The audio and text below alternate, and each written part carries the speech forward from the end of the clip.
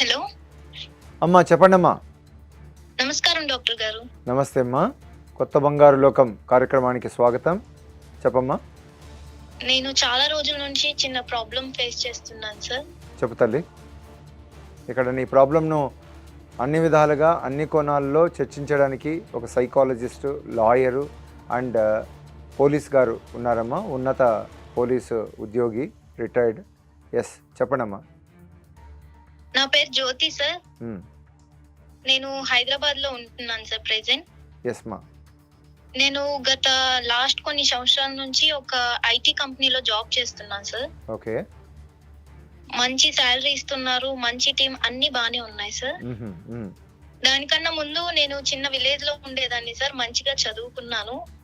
నేను ఇక్కడికి వచ్చిన తర్వాత మంచి లైఫ్, మంచి హాస్టల్, మంచి ఫ్రెండ్స్ అందరూ బానే ఉన్నారు సార్. అలా ఫ్రెండ్స్ పరిచయం అవ్వడం, కొత్త ఫ్రెండ్స్ అన్ని బానే ఉన్నాయి సార్. అలా అలా వాళ్ళతో పార్టీస్ కి వెళ్ళడం, ఇలా అన్ని అలవాటు అయ్యాయి సార్. ఓకే. అయితే అలా అలా కొంతకాలం సజావుగా సాగుతున్న సమయంలో కోవిడ్ వైరస్ లాగే మాకు లే ఆఫ్స్ అనే వైరస్ పట్టింది సార్. మాక్సిమం అందరూ డిస్టర్బ్ అయ్యారు సార్. అందరూ భయాన్ని గుప్పెట్లో పెట్టుకొని ఉన్నాం సార్. నేను మాత్రం చాలా ధైర్యంగా ఉన్నాను. కోవిడ్ వైరస్ వలె మీ జాబ్స్ అనేటువంటిది అనిశ్చితిది, అంటే అది ఉంటాయో తీసేస్తారో అనేటువంటి వైరస్ అనా నువ్వు చెప్పడం? అవును సార్. Okay, right. నేను మాత్రం చాలా ధైర్యంగా ఉన్నాను సార్. ఎందుకంటే నేనేం తప్పు చేయలేదు అండ్ నా సైడ్ నుంచి అంత పర్ఫెక్ట్ గా ఉందని నేను ధైర్యంగా ఉన్నాను సార్. ఇంతలో ఒక విషయం నన్ను కూడా భయంలోకి నెట్టేసింది సార్. లే ఆఫ్ కి ప్రొఫైల్స్ కి సంబంధం లేదు, ఎవరిని కావాలంటే వాళ్ళని తీసేస్తున్నారు అని. ఏం చేయాలో అర్థం అవ్వలేదు సార్. ఓకే. ఇదంతా జరిగి ఎప్పుడమ్మా? 2 years back sir. 2 years back. Okay. ఇప్పుడు జాబ్ పోతే నేను ఇంటికి వెళ్ళిపోవాలి, మళ్ళీ అదే ఓల్డ్ లైఫ్ అదే తలుచుకొని నాకు చాలా భయం వేసింది సార్. ఓకే. ఈ లోపు నా ఫ్రెండ్ ఒక సలహా ఇచ్చింది. నేను చేసిన తప్పు ఏంటంటే ఆ సలహా తీసుకోవడం సార్. ఓకే. ఏం సలహా ఇచ్చిందమ్మా? అది మీకు ఎలా చెప్పాలో అర్థం పర్వాలేదు, పర్వాలేదు, చెప్పమ్మా. సంకోచించకుండా చెప్పండి. మీ సమస్య తీర్చడానికే మేమున్నాం ఇక్కడ. మా టీం లీడ్ కి నా మీద ఎప్పటి నుంచో ఇష్టం ఉందంట సార్. ఓకే. ఆ విషయం నాకు తెలిసింది. ఈ విషయం తెలిసి నేను ఇంకా ఇంట్లో ఎవరితో చెప్పాలో తెలియక సూసైడ్ చేసుకోవాలన్న స్టేజ్ కి వెళ్ళిపోయాను సార్. సూసైడ్ చేసుకోవడం అనేటువంటిది చాలా పెద్ద తప్పు అని తెలిసినప్పటికీ కూడా నువ్వు ఏ ప్రాబ్లం అయినా కూడా మనం సాల్వ్ చేసుకోవచ్చు. సొల్యూషన్ వైపు ఒకవేళ మనకు అందకపోతే దానిలో స్పెషలిస్టులను, దానిలో ఆరితేరినటువంటి వారిని, నిష్ణాతులను కలిస్తే తప్పకుండా మనకు సలహాలు ఇస్తారు, అంతే కదా. ప్రాబ్లంలో ఉన్నటువంటి వాళ్లకు సమాధానం తెలియకపోవచ్చు, బయట ఉన్నటువంటి వారికి సలహా ఇవ్వడం అనేటువంటిది చాలా ఈజీ. అది మన తల్లిదండ్రులు కావచ్చు, దగ్గర ఫ్రెండ్స్ కావచ్చు, లేకపోతే స్పెషలిస్టులు కావచ్చు, ఇక్కడ ఉన్నారు కదా. సో అలాంటి వారు ఎంతోమంది ఉన్నారు, కానీ సూసైడ్ చేసుకోవాలని మీకు అనిపించింది. నెక్స్ట్ ఏం జరిగింది? ఆ మాట విన్న నేను అతన్ని కలుద్దామని ఒక రోజు వెళ్ళి కలిశాను సార్. అతన్ని కలిశాక అతని మాట తీరు చూసి నేను పడిపోయాను సార్. శారీరకంగా కలిసారా? లేదు సార్, యాక్చువల్ గా నార్మల్ గా ఇష్టపడడం స్టార్ట్ చేశాం సార్. ఓకే. జ్యోతి గారు, ఒక విషయము, మీరు మ్యారీడా అన్మ్యారీడా? తర్వాత చెప్తాను సార్. ఓకే. తర్వాత ఏమైందమ్మా? తర్వాత మేమిద్దరం ఇష్టపడడం స్టార్ట్ చేశాక ఒక రూమ్ తీసుకొని బయట లివింగ్ లో ఉన్నాం సార్. ఓకే. ఎంతకాలం ఉన్నారు అలాగా? అలా 1 year ఉన్నాం మేము. ఇప్పుడే సమస్య అలా అలా మా ఇద్దరి మధ్యన గొడవలు స్టార్ట్ అయ్యాయి.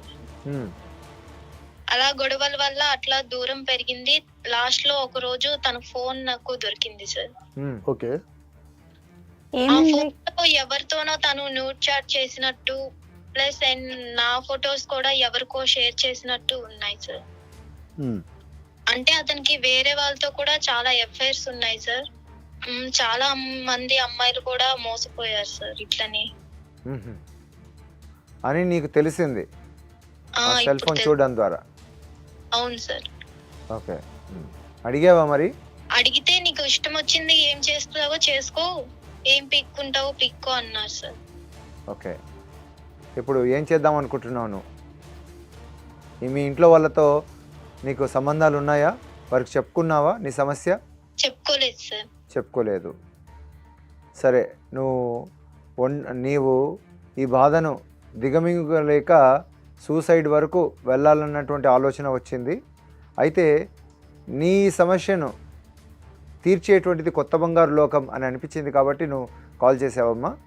ఓకే, ఎస్ లాయర్ గారు, దీన్ని మనం ఇప్పుడు నీకు ఈ అమ్మాయి ఫొటోస్ ఉన్నాయని అంటుంది, మరి వేరే వెబ్సైట్లో వేరే వాళ్ళకు పంపించడం అది చేశాడా?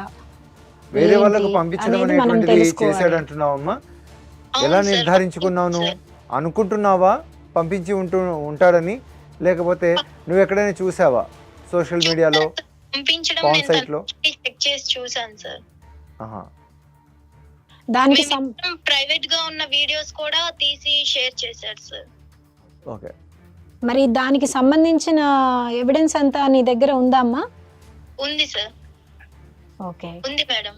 ఓకే, మరి ఇప్పుడు నువ్వు అతని మీద కేసు వేయడానికైతే ఉంటుంది. ఐటీ యాక్ట్ ప్రకారము సైబర్ క్రైమ్ పోలీస్ స్టేషన్లో నువ్వు కంప్లైంట్ చేయొచ్చు. ఏం సార్? చేయొచ్చు. ఒక్క విషయం అమ్మా, మీ యొక్క సమస్య ప్రస్ఫుటంగా లేదు. మొదట మీరు ఈ విషయం చెప్పండి, మీరు మ్యారీడా అన్మ్యారీడా? Married sir. మ్యారీడ్ అయి ఉండి ఇంకొక వ్యక్తితో మీరు శారీరక సంబంధం ఏర్పరచుకున్నారు, అంతేనా? అవును సార్. ఇప్పుడు మీరు యాక్చువల్గా ఈ వ్యక్తిని మళ్ళీ పెళ్లి చేసుకోవాలనుకుంటున్నారా? అయితే అది తప్పు. ఎందుకంటే ఆల్రెడీ మీకు మ్యారేజ్ అయింది. ఒకసారి మ్యారేజ్ అయిన తర్వాత మళ్ళీ మీరు ఇంకొక మ్యారేజ్కి పోలేరు. ఆ వ్యక్తికి డివోర్స్ ఇచ్చిన తర్వాతనే మీరు ఫర్దర్ ప్రొసీడ్ కాగలుగుతారు. లేకపోతే అది బయోగామి కిందకి వస్తుంది. సెక్షన్ 494 అట్రాక్ట్ అవుతుంది. ఇప్పుడు మీకు పరిచయమైన వ్యక్తి ఇది నిజానికైతే ఇది పట్టణ ప్రాంతాల్లో ప్రతి స్త్రీ, ప్రతి యువతులు ఈ ఎదుర్కొంటున్న సమస్యల్లో ప్రాధాన్యత సంతరించుకున్న సమస్య మీ సమస్యనే. చాలామంది యంగ్స్టర్స్ అంతా ఈ సమస్యలతోనే బాధపడుతున్నారు.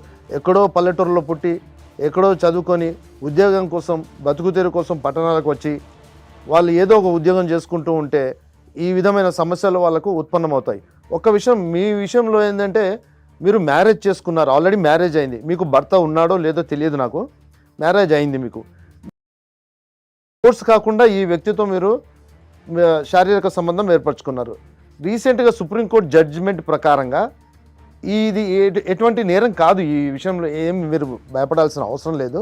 ఇది ఏమి నేరం కాదు. కానీ ఆ వ్యక్తి మిమ్మల్ని బ్రీచ్ ఆఫ్ ట్రస్ట్ చేశాడు, మిమ్మల్ని నమ్మించి మోసం చేశాడు. కాబట్టి ఆ వ్యక్తి 406 కింద పనిషబుల్ అవుతాడు. అంతేకాకుండా మీ యొక్క అబ్సీన్స్ కొన్ని తీసి 292 ఐపీసీ, 293 ఐపీసీ, మళ్ళీ రీసెంట్గా క్రిమినల్ అమెండ్మెంట్ యాక్ట్ ప్రకారం 354D ప్రకారం అతడు పనిషబుల్ అవుతాడు.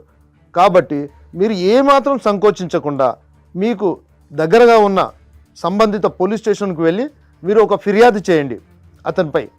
దానికి సంబంధించిన ఆధారాలు మీ దగ్గర ఏమేమి ఉన్నాయో అవి కూడా సమర్పించుకొని వాటికి ఆ యొక్క ఇన్వెస్టిగేటింగ్ ఆఫీసర్కు మీరు ఏ మాత్రం భయపడకుండా విషయం చెప్పి సహాయం చేయమని కోరవచ్చు. హిట్ టీవీ యాప్, ఇందులో short news, live news, entertainment shows, movies, digital magazines తో పాటు మీ జిల్లా వార్తలను కూడా ఫ్రీగా చూడొచ్చు.